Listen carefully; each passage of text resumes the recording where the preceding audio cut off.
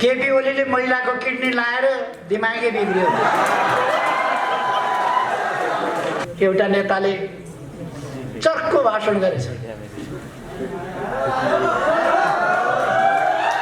अनि केपी ओलीले महिलाको किडनी लाएर दिमागै बिग्रियो। महिलाको किडनी लगाउँदा दिमाग बिग्रियो भने महिलाबाट जन्मिएको त्यो मान्छे पहिलेदेखि थियो।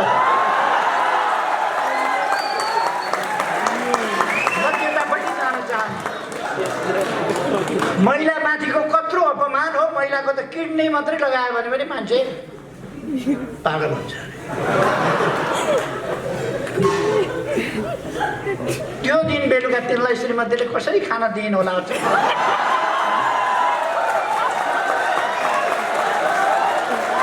घरमा पुग्दा ढोका खोलेर स्वागत कसरी गरिन् होला? अचम्म लाग्छ मलाई। वरिपरि छिमेकका झ्यालबाट हेर्ने दिदीबहिनी महिलाहरूको अगाडि अनुहार कसरी देखायो होला? अचम्म लाग्छ। हुन त त्यो त्यही जमात हो जसले कुनै इज्जत आबरुको कुरा गर्दैन। नेताहरूले उचालेर एकजना महिला राष्ट्रपति देशले पाएको छ। पहिलोपल्ट अत्यन्तै गरिमामय ढङ्गले व्यवहार गर्ने, अत्यन्तै जिम्मेवार ढङ्गले व्यवहार गर्ने, अत्यन्तै शालीन र भद्र महिला जसमा असाधारण देशभक्तिको भावना छ, लोकतन्त्रको लडाइँबाट खारिएर आउनुभएको छ, त्यस्तो महिलालाई राष्ट्रपति पाएको छ। उहाँको इज्जत माथि हमला गर्न, उहाँको मान प्रतिष्ठामा दावा बोल्न, उहाँलाई अपमान गर्न तयार भएर नारा लगाउँदै जुलुसमा नेताहरू मुस्कुराउँदै हिँडेको हामीले देखेका छौँ। शरम हुनुपर्ने हो। अविश्वासको प्रस्ताव भनेर 5 गते 3:30 बजे संसद विघटन भइसकेपछि, संसद विघटनको घोषणा भइसकेपछि 3:30 बजे संसद सचिवालयमा पुगेका थिए अविश्वास दर्ता गर्न। संसद सचिवालयले भनेछ संसद विघटन भइसक्यो, के को अविश्वास दर्ता? तैपनि मानेनन्। संसद सचिवालयले भन्यो ढिलो भयो, पहिले नै गरे भए हुन्थ्यो। सभामुखले लेखे यो त बिहान 10:30 बजे 10:40 बजे कति बजे नै म कहाँ आएको थियो। सभामुखका कारणले जाने नै होइन। र सभामुख अचम्म लाग्यो। आफ्नै संसदको यो हकीकत भन्नु पर्दा अप्ठ्यारो पनि लाग्छ, लाज पनि लाग्छ। सभामुख जस्तो मान्छेले 3:30 बजे लगेको निवेदन 10:30 बजे नै ल्याएको थियो भनेर कृत्य साक्षी बस्छन्। सभामुख जस्तो मान्छे कृत्य कामको साक्षी बस्नु कहाँसम्म लज्जाजनक, कहाँसम्म संसदीय प्रणालीको तमासा हो, कहाँसम्म त्यसको हुर्बत लिने काम हो, तपाईँहरू बुझ्न सक्नुहुन्छ। हामीले नपाएर कसले पाउँछ त? हाम्रो सूर्य चाहिँ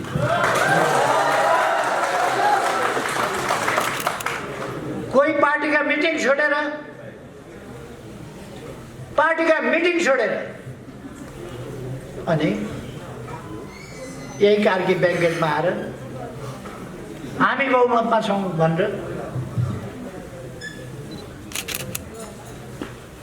पार्टीका मिटिङमा उहाँहरूलाई आउन फेरि पनि म आग्रह गर्न चाहन्छु। आउनुहोस् पार्टीका मिटिङमा। तपाईँहरूले गरेका अपराधहरू क्षमा गरिदिउँला।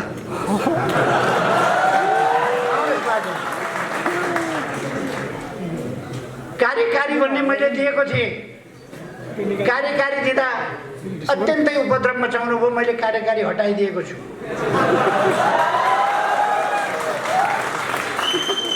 अध्यक्षको पद अहिले पनि कायमै राखेको छ, आउनुहोस्। वरिष्ठ नेताहरूको पद कायमै राखेको छ, आउनुहोस्। प्रवक्ता भनेर तोक दिएको थियो। प्रवक्ताले साह्रै बढी च्याक गर्ने, छ्यास गर्ने, दुर्गन्ध फैलाउने काम गरिराख्नुभयो। त्यसकारण प्रवक्ताबाट हटाइएको छ, तर सचिवालय सदस्य कायमै राखेको छ। आउनुहोस्, फर्केर सचिएर काम गर्नुहोस्। हामीले तपाईहरुलाई कारबाही गरेका छैनौं, पार्टीबाट निकालेका छैनौं। आफ्नै साथीभाइले गरेको उपद्रव अलिकति सहनु पनि पर्छ, अलिकति क्षमाशील पनि हुनुपर्छ भनेर हामी सही राखेका छौं। तपाईहरु बुझ्नुहुन्छ, तपाईहरुले भोग्नु भएको छ, देख्नु भएको छ, खेप्नु भएको छ। आफूले गएका 3 वर्षमा अनेरा सोभियु जस्तो गतिशील संगठन, आन्दोलनको मैदानमा जन्मिएको संगठन, आन्दोलनको मैदानमा हुर्किएको संगठन, आन्दोलन अगाडि बढाएर आएको संगठन, त्यस्तो संगठन गएको 3 वर्ष छ कि छैन जस्तो अनेरा सोभियु यस्तो गतिशील संगठन। आज यहाँ तपाईहरु यसरी भेला हुनुभएको छ। बितेका 3 वर्षमा तपाईहरु यसरी भेला हुन सक्नुभएको थियो? भेला हुन पाउनु भएको थियो? तपाईहरु गतिशील हुन पाउनु भएको थियो? तपाईहरुले देशलाई अगाडितिर धकेल्न यस्तो भेट्टायो भने उहाँहरूले सही गराएर केपी ओलीलाई निकाल्यौं भनेर बेहोरा थप्नुहुन्छ। यस्तो जमघट भेट्नुभयो भने सही चाहिँ गराइहाल्ने, अनि पछि केपी ओलीलाई निकाल्यौं भन्ने मास्तिर बेहोरा टाँसिदिने, त्यो काम गर्नुहुन्छ उहाँ। जम्मा 315 वटा पार्टी फुटाउने, सरकारलाई काम गर्न नदिने, नेतृत्वलाई खुइल्याउने, प्रधानमन्त्रीलाई खुइल्याउने, आरोपित र लाञ्छित गर्ने, झुटा लान्छनाहरू प्रधानमन्त्रीमाथि लगाउने, सरकारलाई बदनाम गराउने, कम्युनिस्ट पार्टीको छाला काट्ने र अब कम्युनिस्ट पार्टी कहिले उठ्न नसक्ने कसरी बनाउने, त्यो धन्दामा लागेका बैठक 315 वटा गर्नुभएको रहेछ। खुद्रा मसिना 2 जना 3 जनाका बैठक बाहेक 315 वटा बैठक, जसमध्ये 280 वटा बैठक खुमलटार। केही नेताहरूको खुब मिलेका साथी जस्तो, यता गए पनि सँगसँगै छ, कोटेश्वर गए पनि सँगसँगै, खुमलटार आए पनि सँगसँगै, अगेनाका डिलमा आगो ताप्दा सँगसँगै, कुन कलेजमा पढ्न जाँदा सँगसँगै। क्या मिलेको जोडी। भ्रष्टाचारको संरक्षक भयो भनेर न म भ्रष्टाचार गर्छु न गर्न दिन्छु, न भ्रष्टाचारको संरक्षक। म अरूका बारेमा धेरै भनिरहन चाहन्न, देशले चिनेको छ, जानेको छ, को कहाँ बसेको छ, कस्तो छ, के खान्छ, सबैलाई थाहा छ, सबैलाई थाहा छ। के कस्ता काम गरेका छ, कसका लागि लडेको छ, त्यो कुरा सबैलाई थाहा छ। मैले भनिरहनु पर्दैन। नेताको छोरा भएपछि टप्लक्क माथि एकैचोटि केन्द्रमा, नेताको ज्वाइँ भयो भने, जहाँबाट आएको भयो भने शासक भइदिन्छ पार्टीको, नेताको आफन्त भयो भने यसै ठुलो भइदिन्छ। नेताले खुलेआम अब त लाज नमानी, अप्ठ्यारो नमानी भन्न थाले। यो त मेरो पारिवारिक मामला हो, मलाई परिवारमा अप्ठ्यारो छ। पार्टीले नेताको पारिवारिक अप्ठ्यारो फुकाइदिनु पर्ने, देश बनाउन छोडेर कार्यकर्ताको मूल्याङ्कन नगर्ने, उसको अप्ठ्यारोको मूल्याङ्कन गरिदिनु पर्ने। कसको श्रीमती रिसाउँछ, कसको श्रीमान रिसाउँछ, कसका छोरी रिसाउँछन्, कसका ज्वाइँ रिसाउँछन्, कसका नातिनी रिसाउँछन्, त्यसका लागि पार्टी नतमस्तक भइदिनु पर्ने। मैले धेरै भनिरहनु पर्दैन, साथीहरूले जान्नु भएको छ, देख्नु भएको छ, भोग्नु भएको छ, यही समाजको कुरा हो। हामी भर्खर नयाँ वर्षमा प्रवेश गरेका छौँ। नयाँ वर्ष ईस्वी सनको नयाँ वर्ष 2021। यो वर्ष सबैका लागि सुखमय हुन सकोस्, सुस्वास्थ्यको वर्ष हुन सकोस् र सबैका लागि उन्नति, प्रगति र सफलताको वर्ष हुन सकोस्, मेरो हार्दिक शुभकामना। अवश्य नै यस वर्ष गलत चीजहरू पराजित हुनेछन्, गलत विचारहरू पराजित हुनेछन्, गलत उद्देश्यहरू पराजित हुनेछन्। देश विरोधी शक्तिहरू, जन विरोधी शक्तिहरू, संविधान विरोधी शक्तिहरू, लोकतन्त्र विरोधी शक्तिहरू गणतन्त्र विरोधी शक्तिहरू कमजोर हुनेछ र देश र जनताको पक्षमा रहेका, न्यायको पक्षमा रहेका, शान्ति सुव्यवस्थाको पक्षमा रहेका शक्तिहरू सफल हुनेछ। मैले हिजो एउटा कार्यक्रममा बोल्दा पनि भनेको थिएँ, यो वर्ष इस्वी सनको 2021 यो वर्ष नेपालको लोकतान्त्रिक आन्दोलनमा, नेपालको वामपन्थी आन्दोलनमा, नेपालको कम्युनिस्ट आन्दोलनमा एउटा महान सफलताको, अग्रगमनको, शुद्धिकरणको र सुदृढीकरणको वर्ष हुनेछ। विक्रम सम्वतको नयाँ वर्ष लाग्ने बित्तिकै 2078 सालको वैशाखमै प्रतिनिधि सभाका लागि नयाँ निर्वाचन हुनेछ। कतिपय व्यक्तिहरू, शक्तिहरूले भ्रम अन्योल फिजाउन खोजिरहेका छन् चुनाव हुँदै हुँदैन भने। म साथीहरूलाई आग्रह गर्न चाहन्छु त्यस्ता भ्रममा नपर्नुहोस्। चुनाव वैशाख 17 गते हुन्छ, चुनाव वैशाख 27 गते हुन्छ। 2 दिनमा गरेर 2 चरणमा चुनाव हुन्छ। यस चुनावलाई टाल्न, पर सार्न अथवा अल्मल्याउन कसैले पनि सक्ने छैन। यो नेपाली जनताको चाहना हो, आवश्यकता हो, देशको आवश्यकता हो। त्यसकारण चुनाव तोकिएकै समयमा हुन्छ। मैले यसो भनिरहँदा साथीहरूले बुझ्नुभयो होला, अहिले म भर्खरै सर्वोच्च अदालतमा धेरैवटा मुद्दाहरूको फिराद पत्र दर्ता गराएर आएको छु। जवाब त दिनै पर्यो। चुनाव रोकी पाऊँ, मरेको संसद बहुलाई पाऊँ, परशुरामका बाबु जमदग्नीको पालामा जस्तो मरेकी आमा बहुराई पाऊँ भन्दा हुन्छ। संविधानले, कानुनले मिल्दैन। त्यसकारण विघटित संसद बहुरिँदैन। संसद विघटन भयो, नयाँ चुनाव हुन्छ। देशलाई अब अलमलमा बस्न दिन सकिँदैन।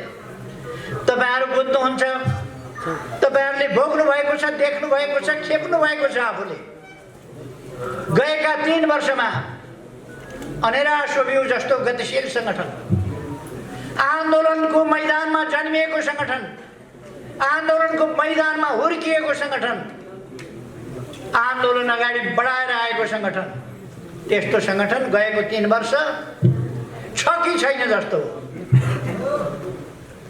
अनेरा सोभियु यस्तो गतिशील संगठन आज यहाँ तपाईहरू यसरी भेला हुनुभएको छ। बितेका 3 वर्षमा तपाईहरू यसरी भेला हुन सक्नुभएको थियो?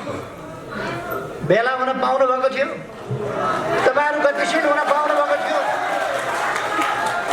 तपाईहरूले देशलाई अगाडितिर धकेल्न, देशको रथ अगाडितिर तान्न तपाईहरूले पाउनु भएको थिएन। तपाईहरूलाई रोकिएको थियो, अल्मल्याइएको थियो। तर अब तपाईहरू देशको रथ अगाडितिर तान्न कसिएर अगाडि बढ्नु भएको छ। म तपाईहरूलाई धन्यवाद भन्न चाहन्छु।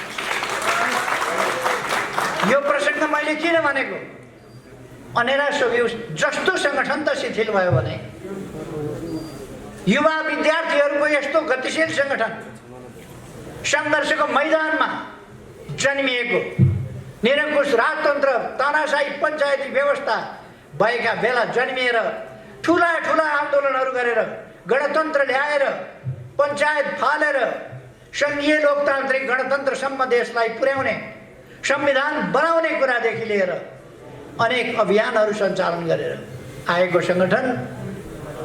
यो संगठनका 3 वर्षहरू जनतालाई सचेत बनाउने काममा सदुपयोग हुन पाएनन्, जनतालाई सङ्गठित गर्ने काममा सदुपयोग हुन पाएनन्। अघि भर्खर ऐन महर्जीले भन्नुभयो, हामी अब 10 लाख सदस्यता बनाउँछौँ छिटै र अगाडि बढ्छौँ भनेर। त्यो क्षमता त्यो दम अनेरा सोभियोमा छ, तर त्यसलाई गतिरोध गरिएको थियो, रोकिएको थियो। अब रोकेको बाँध भत्कियो, बाँध भत्किएर अब अनेरा सोभियो अगाडि बढ्दैछ। गतिरोधका लक्षणहरू अब प्रकट हुन पाउँदैन। त्यस्तै देश, सिङ्गै सङ्गठनहरू, सिङ्गै पार्टी त छ कि छैन जस्तो भयो। पार्टीका केही नेताहरू सरकारले गरेका राम्रा काम छोपछाप पार्नमै व्यस्त रहे। पार्टीले गर्दै नगरेका कमी कमजोरी भुल त्रुटिहरू भनेर बोपु बजाउनमै उनीहरूको समय खर्च। उनीहरूले सरकारको आलोचना कसरी गर्ने, विरोध कसरी गर्ने, निन्दा कसरी गर्ने, त्यही खोज्ने र त्यसैको बिगुल बजाउने कुरामै उनीहरूको समय बर्बाद हो। उनीहरूले पार्टी नेतृत्वलाई कसरी खुइल्याउने, पार्टी नेतृत्वलाई कसरी कमजोर पार्ने, त्यसै कुरामा उनीहरूको समय बर्बाद हो। आज बिहान मात्रै मैले रेकर्डहरू पल्टाएर हेरेँ। गएको वैशाख 13 गतेदेखि पुष 4 गतेसम्म खुमलटारमा मात्रै पार्टी फुटाउने षड्यन्त्रका बैठकहरू 280 वटा बस्या रहेछ। खुमलटारमा मात्रै 280 वटा बैठक गनेर मैले रेकर्ड हेरेँ। 280 वटा, 35 वटा बैठक बाहिर बसेका रहेछन् खुमलटारभन्दा। कहिले कोटेश्वर, कहिले के प्रेसिडेन्सियल कलेज कि के, कहिले अगेनाको डिल, कहिले के यहाँ नयाँ मानेश्वरमा एउटा होटल छ, फेरि अरियाल होटल, कहिले कसको घर त कहिले कसको घर। अनि यस्तो भेट्टायो भने उहाँहरूले सही गराएर केपी ओलीलाई निकाल्यौँ भनेर बेहोरा थप्नुहुन्छ। यस्तो जमघट भेट्नुभयो भने सही चाहिँ गराइहाल्ने, अनि पछि केपी ओलीलाई निकाल्यौँ भन्ने मास्तिर बेहोरा टाँसिदिने, त्यो काम गर्नुहुन्छ उहाँ। जम्मा 315 वटा पार्टी फुटाउने, सरकारलाई काम गर्न नदिने, नेतृत्वलाई खुइल्याउने, प्रधानमन्त्रीलाई खुइल्याउने, आरोपित र लाञ्छित गर्ने, झुटा लान्छनाहरू प्रधानमन्त्रीमाथि लगाउने, सरकारलाई बदनाम गराउने, कम्युनिस्ट पार्टीको छाला काट्ने र अब कम्युनिस्ट पार्टी कहिले उठ्न नसक्ने कसरी बनाउने, त्यो धन्दामा लागेका बैठक 315 वटा गर्नुभएको रहेछ। खुद्रा मसिना 2 जना 3 जनाका बैठक बाहेक 315 वटा बैठक, जसमध्ये 280 वटा बैठक खुमलटार। केही नेताहरूको खुब मिलेका साथी जस्तो, यता गए पनि सँगसँगै छ, कोटेश्वर गए पनि सँगसँगै, खुमलटार आए पनि सँगसँगै, अगेनाका डिलमा आगो ताप्दा सँगसँगै, कुन कलेजमा पढ्न जाँदा सँगसँगै। क्या मिलेको जोडी, के का लागि? आन्दोलन ध्वस्त पार्न, राष्ट्रियता कमजोर पार्न, नक्सा छापेको विरोध गर्न, संविधान संशोधन भएको विरोध गर्न, त्यो कुरालाई ढाकछोप गरेर भ्रष्टाचारको संरक्षक भयो भनेर, न म भ्रष्टाचार गर्छु न गर्न दिन्छु, न भ्रष्टाचारको संरक्षक। म अरूका बारेमा धेरै भनिरहन चाहन्न। देशले चिनेको छ, जानेको छ, को कहाँ बसेको छ, कस्तो छ, के खान्छ, सबैलाई थाहा छ, सबैलाई थाहा छ। के कस्ता काम गरेका छ, कसका लागि लडेको छ, त्यो कुरा सबैलाई थाहा छ। मैले भनिरहनु पर्दैन। म भनेर समय खेर फालिरहन पनि आवश्यक ठान्दिनँ। म के भन्न चाहन्छु भने हाम्रो अगाडिको कर्तव्य म साथीहरूलाई सम्झाउन चाहन्छु। पहिलो कुरो त म तपाईँहरूलाई भन्न चाहन्छु, अनेरा सोभियोका विद्यार्थीहरू, अनेरा सोभियोको विद्यार्थी परिचय पत्र देखाएर अनेरा सोभियोको विद्यार्थी भनेर चिनिनु पर्ने अवस्था बन्न हुँदैन। परिचय पत्र देखाएर त जो पनि चिनिन्छ, उसको वर व्यवहारबाट, आनी बानीबाट, बोली चालीबाट अनेरा सोभियूको विद्यार्थी हो बाबु भनेर सबैले चिन्नुपर्छ। अनेरा सोभियूको विद्यार्थी हो नानी भनेर सबैले चिन्नुपर्छ। उसको हँसिलो चेहराबाट, उसको मुस्कानयुक्त चेहराबाट, उसको चेहरामा झल्किएको आशावादिताबाट, उसको आत्मविश्वासबाट, उसको शालीनताबाट, उसको विनम्रताबाट, त्यसबाट अनेरा सोभियूको विद्यार्थी चिन्नुपर्छ। थाहा पाउनु पर्दछ बुढाबुढी बसमा आयो भने, चढ्यो भने पहिले उठेर सिट छोडेर यहाँ बस्नुहोस् बुबा, यहाँ बस्नुहोस् आमा भन्ने त्यो अनेरा सोभियूको विद्यार्थी।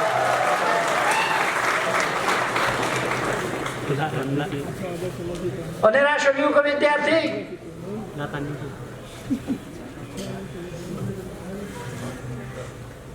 जातीय आधारमा, क्षेत्रीय आधारमा, भौगोलिक आधारमा कसैलाई होच्याउने निन्दा गर्ने गर्दैन। तपाईहरुले सुन्नुभएको छ, मरेपछि के राजा, मरेपछि के राजा। जातीय आधारमा त्यसरी हेप्नु होच्याउनु भनेको शोभा दिने कुरा हुन्छ। अनेरा सोभियूले त्यस्तो गर्दैन, त्यस्तो सिक्दैन, त्यस्तो अभ्यास गर्दैन, जातीय भेदभाव गर्दैन। अनेरा सोभियूले सबैलाई समान देख्छ। मानव जातिको महत्ता, गरिमा, त्यसलाई सम्मान गर्छ, कदर गर्छ। एउटा नेताले चर्को भाषण गरेछ अनि केपी ओलीले महिलाको किडनी लाएर दिमागै बिग्रियो। महिलाको किडनी लगाउँदा दिमाग बिग्रियो भने महिलाबाट जन्मिएको त्यो मान्छे पहिले नै देखिन्थ्यो। म त्यतापट्टि जान चाहन्छु। महिलामाथिको कत्रो अपमान हो। महिलाको त किडनी मात्रै लगायो भने पनि मान्छे पागल हुन्छ। त्यो दिन बेलुका त्यसलाई श्रीमतीले कसरी खाना दिइन् होला?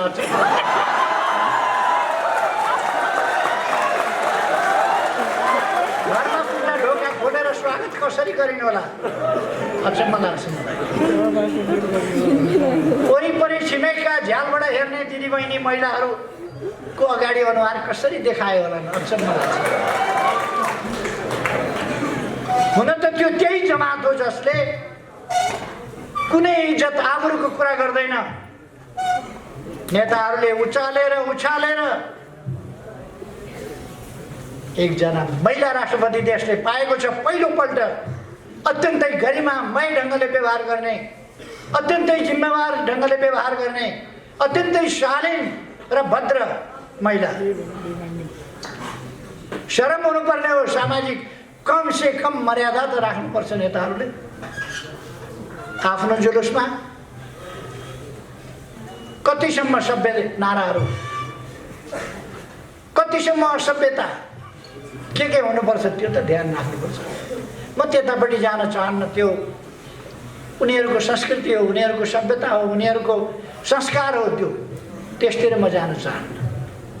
तर अनेरा सोभियूले त्यस प्रकारका चिन्तन, वचन र व्यवहार, चिन्तनमा पनि महिला होस् वा जोसुकै होस्, अपमान गर्ने खालका चिन्तन मनमा लिनु हुँदैन, मस्तिष्कमा लिनु हुँदैन। अनेरा सोभियूले कुनै पनि आधारमा कसैलाई हेप्ने, होच्याउने, अपमान गर्ने त्यो खालका सोचहरू अनेरा सोभियूले लिनु हुँदैन। त्यसै कारण मैले भनेको अनेरा सोभियूको विद्यार्थी भन्ने कुरा उसको मिठो बोलीबाट जनताले चिन्नुपर्छ। आकर्षक सही व्यवहारबाट जनताले चिन्नुपर्छ। परिचय पत्र देखाउन नपरोस्। अनेरा सोभियूको विद्यार्थी भनेर व्यवहारबाट चिनियोस्, विचारबाट चिनियोस्। त्यो म तपाईँहरूलाई आग्रह गर्न चाहन्छु।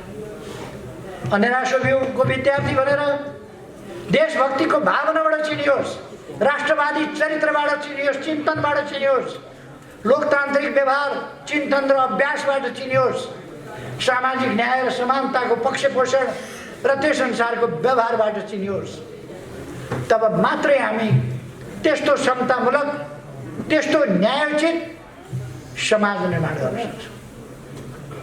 त्यसकारण अनेरा सोभियूले बुझ्नु पर्दछ, अनेरा सोभियू सामाजिक जागरणको अगुवा हो, सामाजिक जागरणको अभियन्ता हो, न्यायोचित समाजतर्फको हाम्रा यात्राको संवाहक हो अनेरा सोभियू। हाम्रो युवा पङ्क्ति त्यस्तो, त्यसकारण हामीले त्यसै अनुसारको गम्भीर आचरण गर्नुपर्छ। म साथीहरूलाई भन्न चाहन्छु, तपाईहरू कुनै अलमलमा नपर्नुहोस्। भविष्य तपाईहरूको हो। यस देशमा लामो समय तपाईहरूले बाँच्नु छ। यो देश बिग्रिन दिनुभएको छैन, सपार्दै लानु परेको छ। एउटा विकसित, एउटा सभ्य, सुसंस्कृत, शान्तिपूर्ण, सुरक्षित, भयरहित, सम्मानपूर्ण, समतामूलक, समृद्ध समाज निर्माण गर्ने हाम्रो अभियान आज प्राप्त गर्ने सम्म, हुन सक्ने सम्म छिटै हामी त्यो व्यवस्था कायम गर्छौँ। जति सकिन्छ छिटो गर्छौँ, अहिले पनि गर्छौँ। तर जो बाँकी रहेको छ त्यसका लागि, भोलिका लागि हामी ती कामहरू गर्छौँ। हाम्रो समाज एउटा निरन्तर छ, निरन्तर हुन्छ, रहन्छ समाज। यो समाज निरन्तर अझ बढी आधुनिक, अझ बढी विकसित। आधुनिक भनेको फेरि कसैले बुझ्छन् छाडा भन्ने, कसैले बुझ्छन् आस्थाहीन, कसैले बुझ्छन् छलछाम गर्ने खालको, कसैले बुझ्छन् भ्रष्टतायुक्त। आधुनिक भनेको विज्ञान र प्रविधिले तथ्यपूर्ण ढङ्गले सामाजिक न्याय र समानतामा आधारित सभ्य संसार बन्यो आधुनिक भनेको। अन्धविश्वास होइन, विश्वास आधुनिक भनेको। अवैज्ञानिक कुराहरू होइन, वैज्ञानिक कुरा। तथ्यहीन होइन, तथ्ययुक्त कुरा।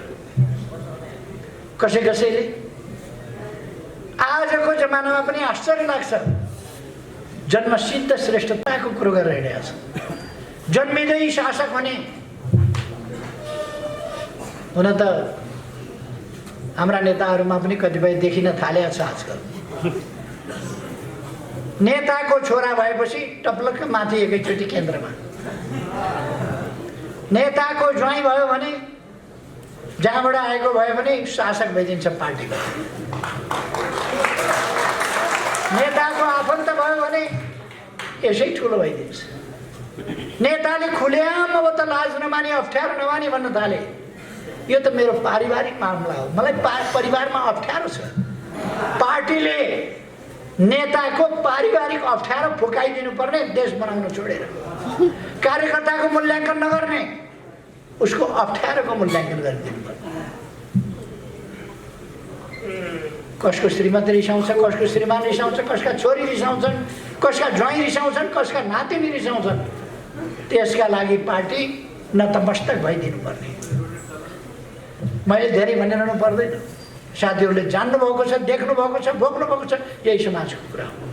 त्यस कारण म आग्रह गर्न चाहन्छु, हामीले आफ्नो भलो गरौँ न्यायोचित ढङ्गले, आफ्नो भलो गरौँ उचित ढङ्गले, आफ्नो भलो गरौँ स्वस्थ ढङ्गले, आफ्नो भलो गरौँ अरूको भलाइमा आघात नपारिकन, आफ्नो भलो त्यसरी गरौँ। म साथीहरूलाई आग्रह गर्न चाहन्छु, हामीले एउटा सभ्य समाज निर्माण गरेका हौँ, मानवोचित समाज निर्माण गर्न खोजेका हौँ। त्यसकारण मानवोचित समाजमा जानुपर्छ। अहिले मैले भरसक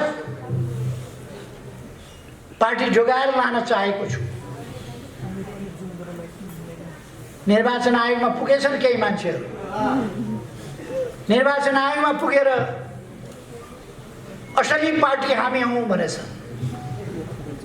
असली पार्टी उनीहरू अरे। केही मान्छेहरू केन्द्रीय कमिटीको बैठकमा आएनन्, अनुपस्थित भए। किन अनुपस्थित भए त्यो थाहा छैन। पार्टी केन्द्रीय कमिटीका सम्पूर्ण सदस्यहरूमध्ये 10-12%, 15% होला अनुपस्थित। कहिले कहिले त्यस्तो अनुपस्थिति हुनसक्छ विभिन्न कारणले। हामीले केही कारणले अनुपस्थित भए होला साथीहरू ठान्यौँ। उनीहरू त निर्वाचन आयोग गएछन् र भनेछन् हामी बहुमतमा छौँ। कहाँ गने यिनीहरूले मान्छे, कहाँ गने थाहा छैन, बहुमत छौँ भनेर। झुट बोल्ने बानी परेकालाई केही लाग्दैन। 3:30 बजे दर्ता गर्नु गएका अविश्वासको प्रस्ताव भनेर 5 गते 3:30 बजे संसद विघटन भइसकेपछि, संसद विघटनको घोषणा भइसकेपछि 3:30 बजे संसद सचिवालयमा पुगेका थिए अविश्वास दर्ता गर्न। संसद सचिवालयले भनेछ संसद विघटन भइसक्यो, के को अविश्वास दर्ता? तैपनि मानेनन्। संसद सचिवालयले भन्यो ढिलो भयो, पहिले नै गरे भए हुन्थ्यो। सभामुखले लेखे यो त बिहान 10:30 बजे 10:40 बजे कति बजे नै म कहाँ आएको थियो। सभामुख कहाँ कानुनले जाने नै होइन। र सभामुख अचम्म लाग्यो। आफ्नै संसदको यो हकीकत भन्नु पर्दा अप्ठ्यारो पनि लाग्छ, लाज पनि लाग्छ। सभामुख जस्तो मान्छेले 3:30 बजे लगेको निवेदन 10:30 बजे नै ल्याएको थियो भनेर कृत्य साक्षी बस्छ। सभामुख जस्तो मान्छे कृत्य कामको साक्षी बस्नु कहाँसम्म लज्जाजनक, कहाँसम्म संसदीय प्रणालीको तमासा हो, कहाँसम्म त्यसको हुर्बत लिने काम हो, तपाईहरु बुझ्न सक्नुहुन्छ। यता मलाई धेरै जानु छैन, उहाँहरूको झुट बोल्ने बानी हो। प्रमाण छ निर्वाचन आयोगमा उहाँहरूले कति 10:30 कि 10:40 मा दर्ता गरेका छौं भनेर निर्वाचन आयोगमा उहाँहरूले निवेदन दिनुभएको रहेछ। संसद सचिवालयले वक्तव्य दिएको छ 3:30 बजे मात्रै ल्याएका हुन् हामी कहाँ, 3:30 बजे मात्रै दर्ता गरेको दबावका कारणले वक्तव्य छ संसद सचिवालय। निर्वाचन आयोगमा जानुभयो उहाँहरू। निर्वाचन आयोगले तपाईहरुको यो दाबी नै भएन, दाबी नै पुगेन, जानुस् भनेर फर्काइदियो। उहाँहरूले हल्ला चलाउनु भयो, जोरदारले कराउनु भयो, सकेसम्म सबै मिलेर कराउनु भयो। केपी ओलीले झुट बोल्यो, नयाँ रहस्यको उद्घाटन केपी ओलीले झुट बोल्यो भनेर। निर्वाचन आयोगले के भन्यो त उहाँहरूलाई, तपाईहरुको दाबी पुग्यो भन्यो त। अस्तिका दिन मात्रै दाबी उहाँहरूको फिर्ता गर्नु। उहाँहरू अर्को पत्र लेख्यो, तपाईहरुको दाबी छ भने 7 दिनभित्र ल्याउनु, यो भएन। मैले त्यही कुरा भने। केपी ओलीले झुट कुरा बोल्यो, प्रायोजित सञ्चार माध्यमहरू पनि कराए। कठै गरे, किन कराएका? लगानी गर्नु त देशका लागि लगानी गर्नु, लगानी गर्नु लोकतन्त्रका लागि लगानी गर्नु, पत्रकारिता गर्नु देशका लागि गर्नु, जनताका लागि गर्नु, विकासका लागि गर्नु, शान्तिका लागि गर्नु, सत्यताका लागि गर्नु। केही सञ्चार माध्यमहरू, अब यो केही भन्ने चाहिँ सञ्चार माध्यमले सुन्छ कि सुन्दैन मलाई थाहा छैन। सञ्चार माध्यमलाई गाली गर्यो भनिदिन्छन्, सञ्चार माध्यमलाई होइन।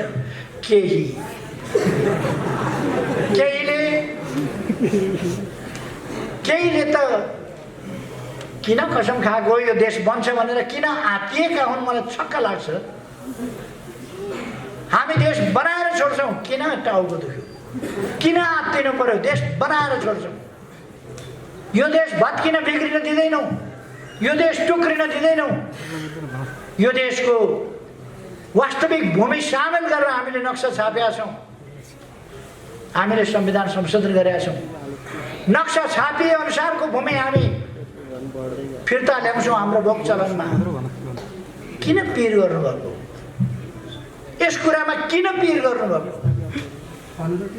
यसको जस धरारा केपी ओलीले बनाएको होइन भने जस्तै जस नदिनुहोस् न केपी ओलीलाई। जमिन फिर्ता आउँदा त देशको फाइदा हुन्छ नि। जस चाहिएन केपी ओलीलाई। धरारा मैले बनाएको होइन, रानी पोखरी मैले बनाएको होइन, बाटा मैले बनाएको होइन, मलाई चाहिएन। मेरो पालामा मेरो नेतृत्वमा बने हो। मैले बनाएको होइन, मलाई चाहिएन जस, तर बने त भन्नुहोस् कमसेकम। 22औं तलाबाट फोटो खिचेको मैले होइन, 22औं तला त धराएर भनेछ त जहाँ पत्रकार चढेर फोटो खिच्नु। कसैलाई पिर परेछ, कसैले भनिदिएछ केपी ओलीको पालोमा केपी ओली प्रधानमन्त्री हुँदा भत्किएको धराहरा फेरि उठ्यो। केपी ओलीले बनाएको होइन कि भीमसेन थापाले बनाएको हो कि इन्जिनियरले बनाएको हो? आज बनाएको कुरा गर्ने हो भने इन्जिनियरले उठ्यो भने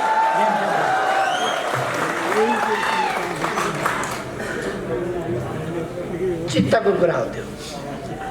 मलाई चित्तसँग केही भन्नु छैन। खै अब हामी सही विचारहरू लिएर, देशभक्तिपूर्ण विचारहरू लिएर, लोकतान्त्रिक विचारहरू लिएर, शान्तिपूर्ण विचारहरू लिएर, सुशासनका विचारहरू लिएर, भ्रष्टाचार विरोधी विचारहरू लिएर, विकासका विचारहरू लिएर, जनताका समस्याहरू समाधान गर्ने विचारहरू लिएर, जनताका सामाजिक समस्याहरू समेतलाई ध्यानमा राखेर तिनको समाधान गर्ने विचारका साथ अगाडि जान्छौँ। 30 वर्षौं र सामाजिक न्याय र समानता, पछाडि परेका ठाउँहरूलाई, क्षेत्रहरूलाई, व्यक्तिहरूलाई, समुदायहरूलाई अगाडि बढाउँदै हामी अगाडि जान्छौँ। त्यसकारण यो अभियानमा अब हामी सामेल हुने हो। हामी अत्यन्तै गतिशील ढङ्गले अगाडि बढ्ने हो। भ्रममा पर्ने होइन, भ्रमबाट मुक्त हुने हो। हाम्रो सूर्य चिन्न पाइँदैन कि कतिपय साथीहरूमा चिन्ता छ। हामीले नपाएर कसले पाउँछ त हाम्रो सूर्य चिन्ह?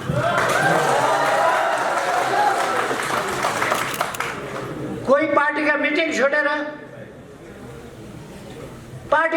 छोडेर अनि यही कार्की ब्याङ्केटमा आएर हामी बहुमतमा छौँ भनेर पार्टीका मिटिङमा उहाँहरूलाई आउन फेरि पनि म आग्रह गर्न चाहन्छु। आउनुहोस् पार्टीका मिटिङमा। तपाईँहरूले गरेका अपराधहरू क्षमा गरिदिउँला।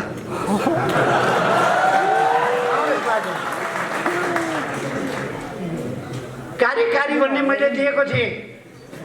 कार्यकारी दिँदा अत्यन्तै उपद्रव मचाउनु भयो, मैले कार्यकारी हटाइदिएको छु।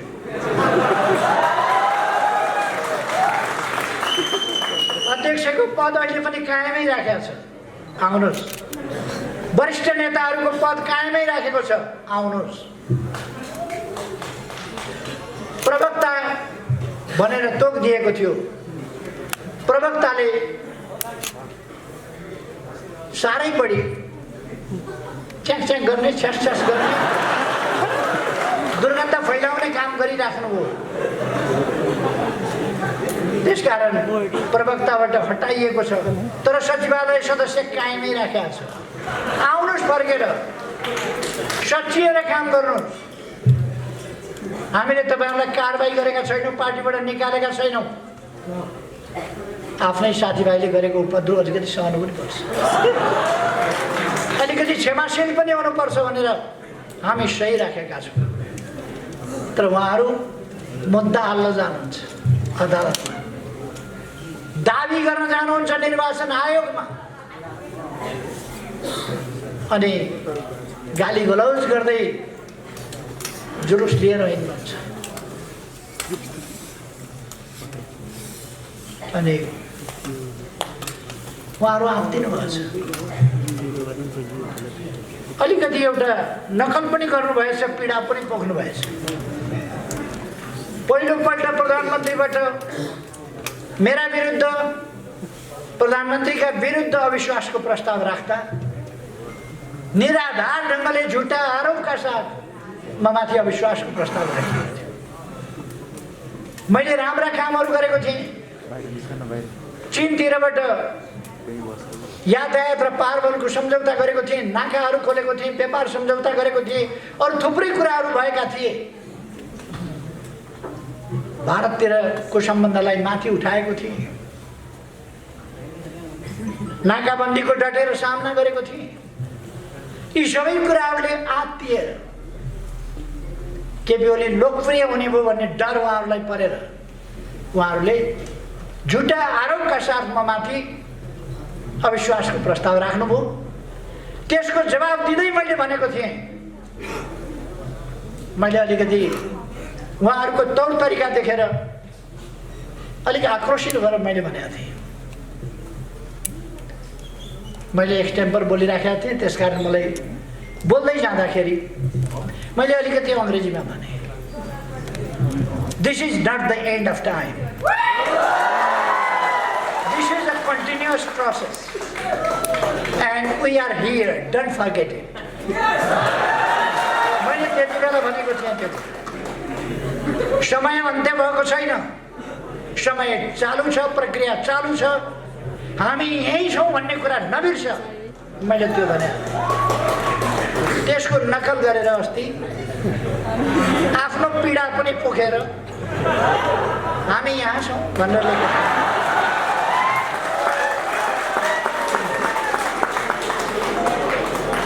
मैले ती बस्दै गर्नुहोस् भनेको थिएँ, फेरि हिँड्नु भएछ।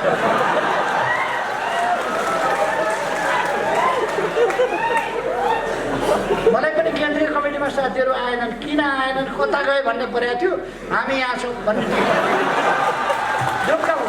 एकजना मण्डलामा रहेछन् है साथीहरू, हराए कि भन्ने पिर थियो, त्यहाँ रहेछन् है साथीहरू, बस्दै गर्नुहोस्।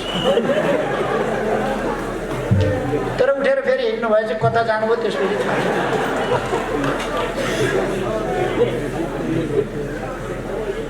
एकजनाले सुगा पालेछ, अनि सुगालाई रमाऊ रमाऊ खुसी हो, रमाऊ रमाऊ खुसी हो भन्न सिकाएछ। सकारात्मक सोच हुनुपर्छ भन्ने छ नि आजकल, हो त्यही लाइनमा उसले कति गोपी कृष्ण कहो सिकाउने भनेर रमाऊ रमाऊ खुसी हो, रमाऊ रमाऊ खुसी हो भन्ने। एकजना कोही मर्यो, सुगालाई के मतलब, उसले रमाऊ रमाऊ खुसी हो, सुगाले त त्यही बोल्थ्यो। कुन प्रसङ्गमा मैले हामी यहाँ छौँ नबिर्स, फेरि फर्केर आउँछौँ भनेका थियौँ, हामी फेरि फर्केर आउँछौँ। त्यसको नकल गरेको मण्डलामा हामी यहाँ छौँ। दुनियाँलाई थाहा भयो आजकल उहाँहरू मण्डलामा आउनु,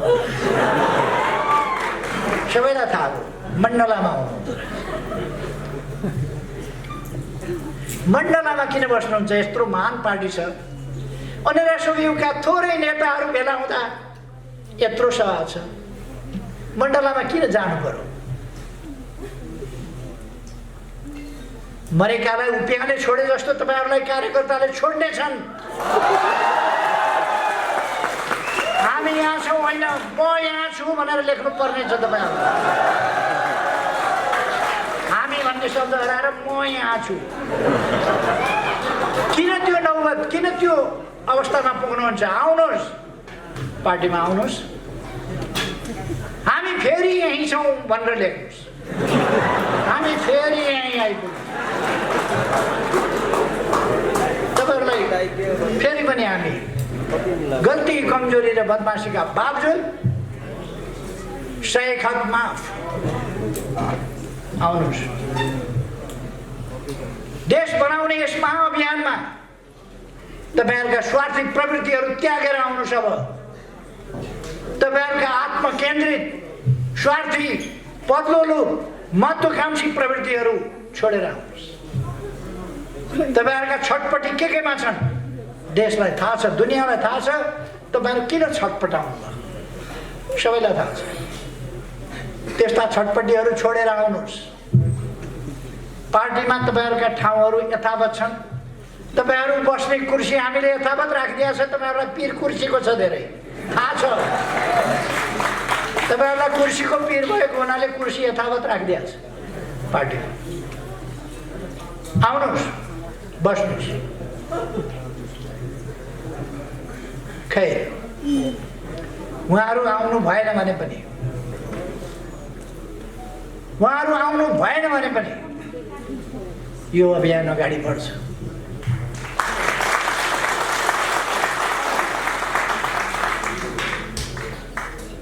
मैले अस्ति पनि यही ठाउँमा सायद भनेको थिएँ, जीवन शर्माले एउटा गीत गाउनु भएको छ। गीतको एक लाइन यस्तो छ, पिलो निचोरी दहीमा ओजन घटेको हुन्न। 2-4वटा पिलो निचोरिएर बाहिर निस्क्यो खिल भने पनि शरीरको ओजन घट्या हुन्न, त्यसले नोक्सान पारे हुन्न। अझ मजबुत भएर पीडा रहित भएर अगाडि बढ्छ आन्दोलन। तपाईहरु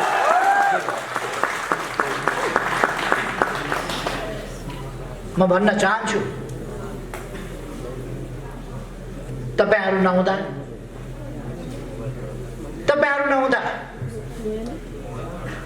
तपाईहरु शहीद भएको भए, शहीद भएर गएको भए श्रद्धाञ्जली दिनुहुन्थ्यो। तपाईहरु शहीद त होइन। अब तपाईहरुलाई कार्यक्रमहरुमा स्मरण गर्नुपर्ने पनि आवश्यकता छैन। खाली तपाईहरुले जुन धुलो उडाउनुहुन्छ त्यसमा हामीले पानी छम्किनुपर्छ, त्यो धुलो बस्छ।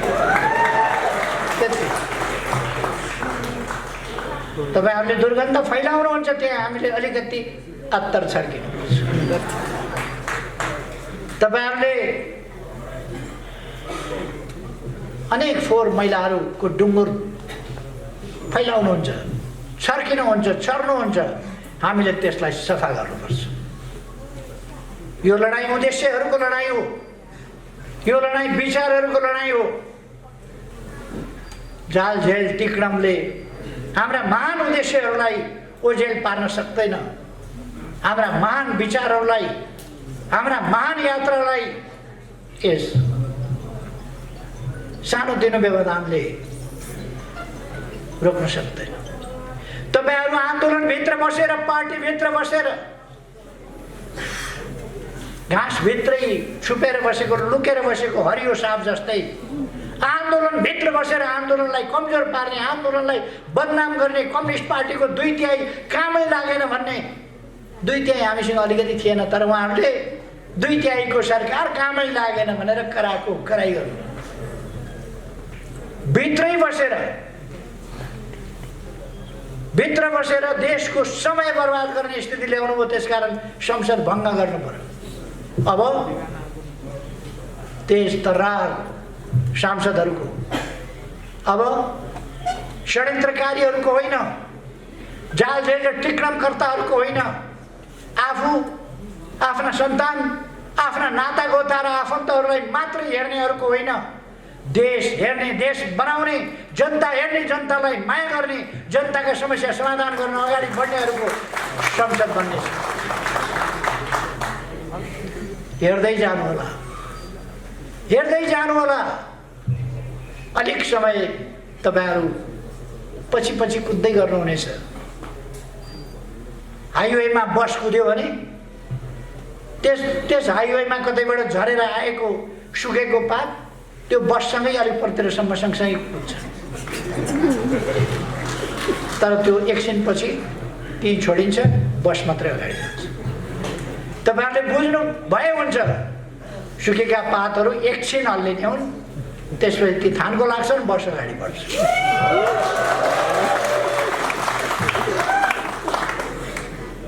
तपाईहरु अब सदस्यता विस्तारमा आफ्नो योजना अनुसार तपाईहरुको केन्द्रीय कमिटीको बैठक सम्पन्न भएको मैले थाहा पाएको छु। तपाईहरुले आगामी दिनका आशावादी र सकारात्मक योजनाहरू, ठोस योजनाहरू निर्माण गरेको मैले थाहा पाएको छु। योजनाबद्ध ढङ्गले अगाडि बढ्नुहोस्, आफ्ना कामहरूलाई गतिशील ढङ्गले अगाडि बढाउनुहोस्, संगठन विस्तार गर्नुहोस्, सदस्यता विस्तार गर्नुहोस् र त्यो संगठन देश र जनताको लागि, विद्यार्थी समुदायको लागि, युवा समुदायमा जागरण ल्याउनका लागि, युवा समुदायलाई अलमलमा पर्न नदिनका लागि, युवा समुदायलाई सचेत र सङ्गठित गर्नका लागि त्यो संगठन, त्यस ढङ्गले तपाईहरुले त्यसलाई परिचालित गर्नुहोस्। नत्र कुनै पनि संगठन साध्य होइन। संगठन भनेको साधन हो, त्यो साधनले साध्यमा पुग्नका लागि, साध्य प्राप्त गर्नका लागि संगठन उद्देश्य हुँदैन, संगठन लक्ष्य पनि हुँदैन। संगठन उद्देश्य र लक्ष्यहरूमा पुग्नका लागि संगठन कार्यक्रम होइन, कार्यक्रम कार्यान्वयन गर्नका लागि, संगठन अगाडि बढ्नका लागि, त्यसका लागि संगठन चाहिएको हो। त्यसै रूपमा तपाईहरू यस विशाल संगठनलाई अझ विशाल, अझ मजबुत, अझ गतिशील बनाउनुहोस् र अगाडि बढ्नुहोस्। आज जनताले तपाईँ युवा विद्यार्थीहरूबाट त्यही अपेक्षा गरेको छ। म युवा विद्यार्थी साथीहरूलाई भन्न चाहन्छु, तपाईहरूमाथि देशले भरोसा गरेको छ, तपाईहरूमाथि देशले आशा गरेको छ, तपाईहरूमाथि जनताले विश्वास गरेको छ। तपाईहरू आजका सहयात्री, भोलिका झन् बढी कर्णधार। तपाईहरूले आजको सहयात्रीको भूमिका, संवाहकको भूमिका र भोलि देशलाई सिँगै धान्ने भूमिका त्यो आफ्ना काम र व्यवहारबाट देखाउनु पर्छ। हामी दुईटा ठुला छिमेकीहरूका बीचमा छौँ। हाम्रो विदेश नीति अत्यन्त संयमित र सन्तुलित हुन्छ, तर हामी हाम्रा राष्ट्रिय हितहरूलाई छोड्दैनौँ। हामी हाम्रा राष्ट्रिय हितहरूलाई रक्षा गरेर हाम्रो स्वाधीनताको पक्षमा दृढताका साथ उभिएर त्यसलाई सही ढङ्गले कार्यान्वयन गरेर हाम्रो भौगोलिक अखण्डताको रक्षा गरेर राष्ट्रिय हितलाई सुरक्षित गर्दै अगाडि बढ्नेछौँ।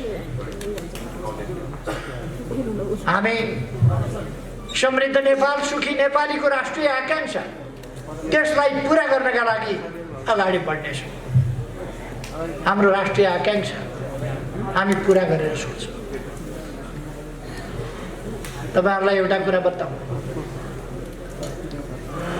विदेशमा म जहाँ जान्छु अथवा विदेशी मित्रहरू जो नेपालमा आउनुहुन्छ, उहाँहरू सबैले भन्नुहुन्छ, विश्वभरिका नेताहरूले भन्नुहुन्छ, नेपालले छानेको, नेपालले रचना गरेको नेपालको राष्ट्रिय आकांक्षा, तय गरेको राष्ट्रिय आकांक्षा अत्यन्तै सही छ, सुन्दर छ, अत्यन्तै सठिक छ। सबै देशका नेताहरूले भन्छन् यहाँ हुँदा होस् अथवा हामी जाँदा होस्। तर तपाईहरुले हाम्रो पार्टीका ठुला ठुला ओहदामा, ठुला ठुला पदमा बसेका नेताहरू केही, ती नेताहरूले कहिल्यै समृद्ध नेपाल, सुखी नेपाली भनेको सुन्नुभएको छ? कहिल्यै भन्नुहुन्न उहाँहरू, किनभने उहाँहरूको मन जल्छ। समृद्ध नेपाल, सुखी नेपाली वार वार आगो लाग्छ मन। विदेशी मित्रहरूले त्यसको सराहना गर्दा, समर्थन गर्दा उहाँहरूको मन जल्छ। कस्तो मन होला? समृद्ध नेपाल, सुखी नेपाली भन्न नसक्ने, समृद्ध होस् नेपाल, सामाजिक न्याय समानता सहितको होस् नेपाल, समृद्धि सबैको हिस्सामा परोस्, पछाडि कोही नपरोस्, दुखी दरिद्र भन्ने कोही नहोस् र असुरक्षित कोही नहोस्, भययुक्त जीवन कसैले बाँच्न नपरोस्, निर्भय भएर सबै बाँच्न पाउन्, सबै सम्मानित जीवन बाँच्न पाउन्।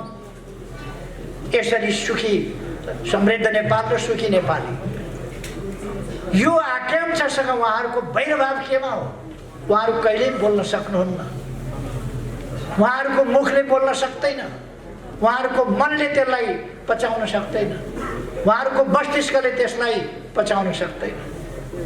तपाईँ हामी बुझ्न सक्छौँ कत्रो रहेछ उहाँहरूको चित्त। राष्ट्रको समृद्धि सुन्न सक्नुहुन्न, राष्ट्रको समृद्धि भन्न सक्नुहुन्न, देशको सुख, जनताको सुख भन्न सक्नुहुन्न। उहाँहरू कत्रो रहेछ उहाँहरूको चित्त, के रहेछ उहाँहरूको मन, उहाँहरूको भावना के रहेछ, यी सबै कुरा तपाईँ हामीले देखेका छौँ। तर हामी यी उद्देश्यहरूबाट डगमगाउनु, मैले देखेको छु 50 वर्ष अगाडि देशमा जति बेला लोकतान्त्रिक शक्तिहरू कमजोर भएका थिए, तानाशाही दमनबाट छेदविच्छेद भएका थिए, चल्न सक्ने अवस्थामा थिएनन्। कोही जेलमा, कोही निर्वासनमा, प्रवासमा, कोही चुपचाप स्थितिमा। कम्युनिस्ट आन्दोलन पनि टुक्रा टुक्रा अवस्थामा, ससानो अवस्थामा थियो। त्यस बेला हामीले सङ्गठन निर्माण गर्न सकिन्छ, यत्तिकै बन्दैन, सङ्गठन निर्माण गर्न सकिन्छ, हामी गर्न सक्छौँ। त्यसै गरेर आन्दोलन निर्माण गर्न सकिन्छ, अन्यायपूर्ण व्यवस्था ढाल्न सकिन्छ, राजतन्त्र फाल्न सकिन्छ, लोकतान्त्रिक गणतन्त्र ल्याउन सकिन्छ। त्यसका लागि एउटा महान आन्दोलन सिर्जना गर्न सकिन्छ। त्यस्तो आन्दोलन सिर्जना गर्न विशाल र सशक्त कम्युनिस्ट पार्टी निर्माण गर्न सकिन्छ। त्यो थालेका थियौँ र परिवर्तन यहाँसम्म ल्याइपुर्याएको छ। आज एउटा सेक्सनको सानो हिस्सा विद्यार्थी सङ्गठनको नेतृत्वको एउटा सानो पङ्क्ति मात्रै उपस्थित हुँदा यति विशाल छ भने सिङ्गै समाजको हिस्सा यसै गरी उत्साहित भएर आज अगाडि बढेको छ।